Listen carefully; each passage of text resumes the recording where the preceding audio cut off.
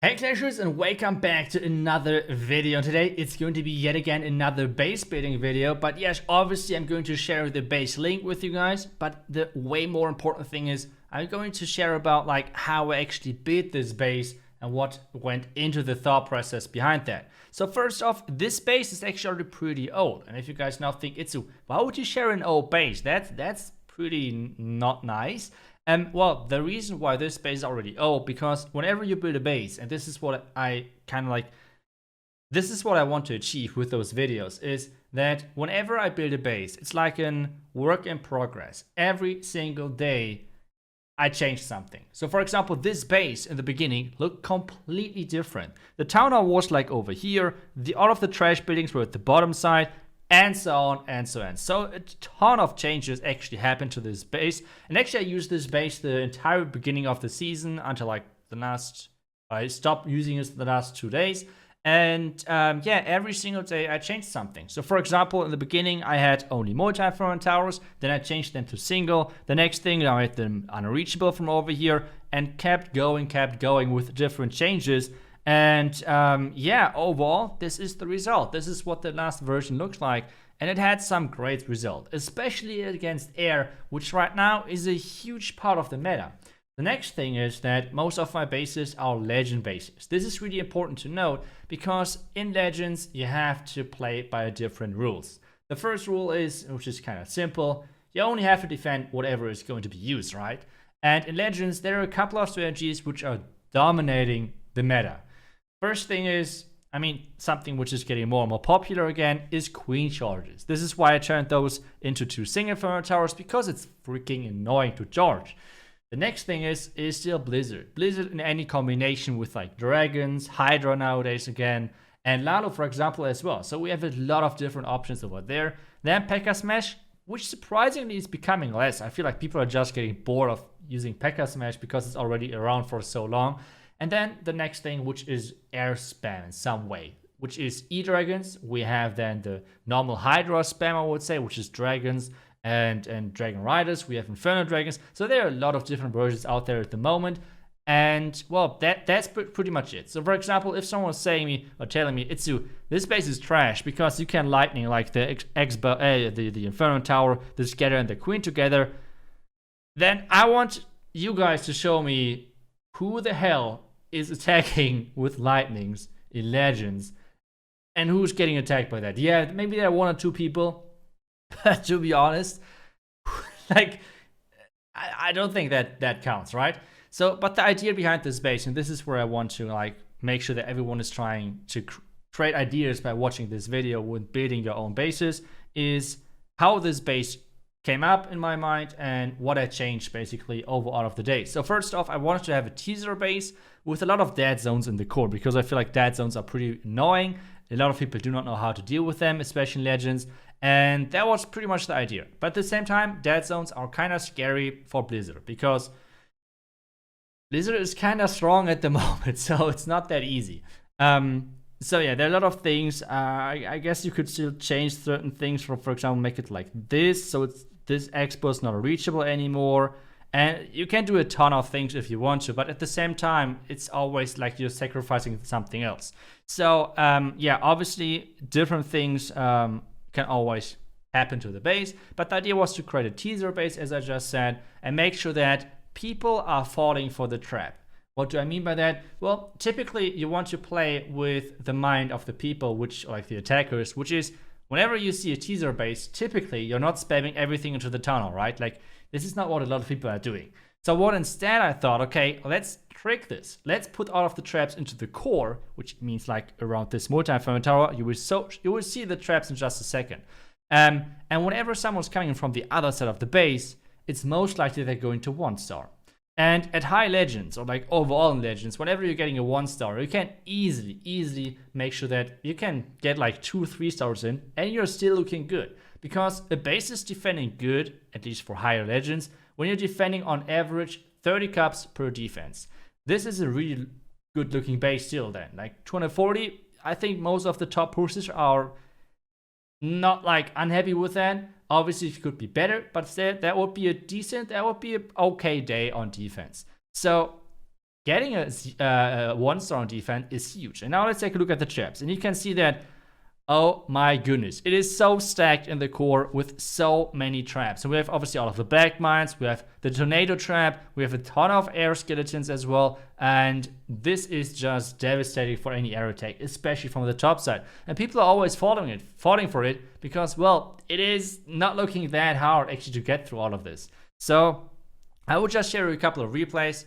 I hope you learn something new about like that you should adjust your bases. Always try to defend the entries which are working best. So for example, what I did on this base a couple of times, moving the NATO, see where's the best spot and so on.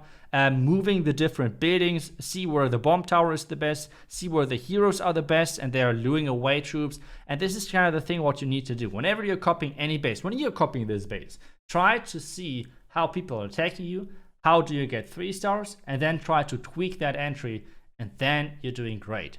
But now, let's get into the replays and let's see how this base does.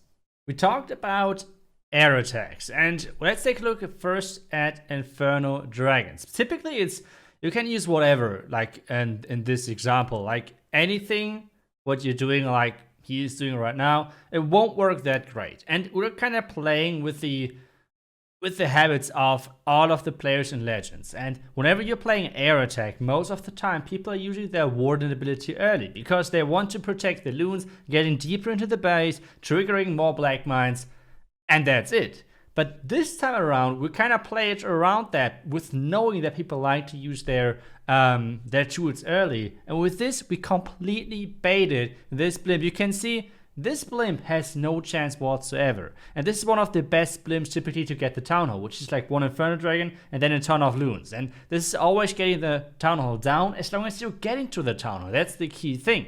At this point, the base pretty much looks smashed. But the problem right now is, well, the Town Hall is still staying up. And I'm running a Hound in this clan cast, which means the Hound is coming out as soon as people are panicking and putting the Royal Champion onto the Town Hall. This is kind of the key thing. And you can see how great it's working. The Town Hall is staying alive. The heroes at the bottom side have no chance whatsoever because the Hound is coming over. So this won't be even close to a 2-star, to be honest. So this was the first great defense, and it's typically working with any air entry. If it's E-Dragons or whatsoever, it does not matter. But let's take a look at the next attack. This one is going to be actually a Blizzard, which means it's going to be a blimp, which is filled up with super wizards, and then you put an invisibility spell on them. This is typically really, really strong.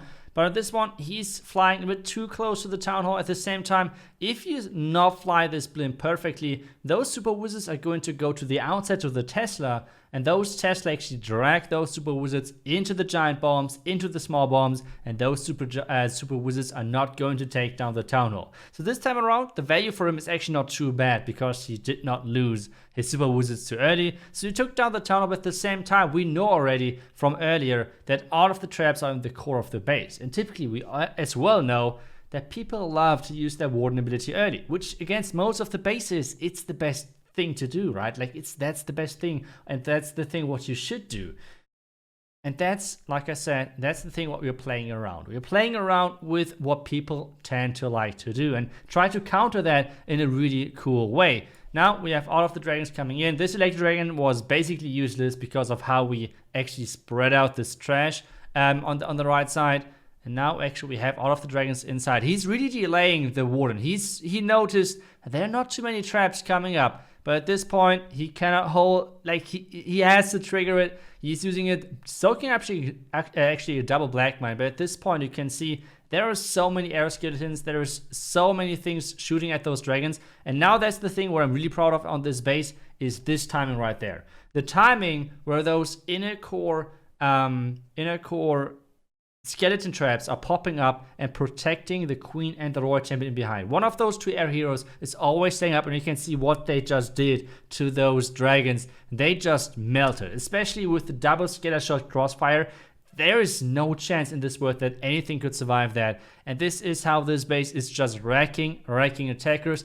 Obviously, there's always a workaround. That's how all of the bases are. But typically, when people are running into this, not really prepared for it, it is devastating, and most of the time a low percentage 2-star or even a 1-star. As I said, those are the things you're aiming for. Even if you're sometimes getting a 3-star, that's not too important. As long as you're forcing people to 1-star, that's the key thing. That's what this base did really well over the last couple of days, and I hope that it's working for you as well, as good as it just did for me. Hey, and just for you guys, one more base to share. This was one of my first bases which I tried to build as a ring base style, which had pretty good success in Legend. I thought I would just share the base. Maybe you guys can work with that. Maybe you can really nicely use that. It was a really nice base, especially versus Blizzard, because most of the people played in the beginning this blimp on top or like over the air defense, which is not that nice with the double black mine. And yeah, maybe you can have some fun with the base. Let me know how it's defending for you guys. And overall, thank you so much. I hope I was able to achieve my goal with making sure that all of you are trying to build on your own, trying to get new ideas. This is what I try to accomplish with those bases. Because to be honest, like whenever you're copying a YouTube base, it is really likely that you're getting 3-star. So try to build your own version. That's the idea what I want to kind of like share with you guys. And thank you so much for watching. And I will see you guys back tomorrow for the next video. Thank you so much, and bye-bye.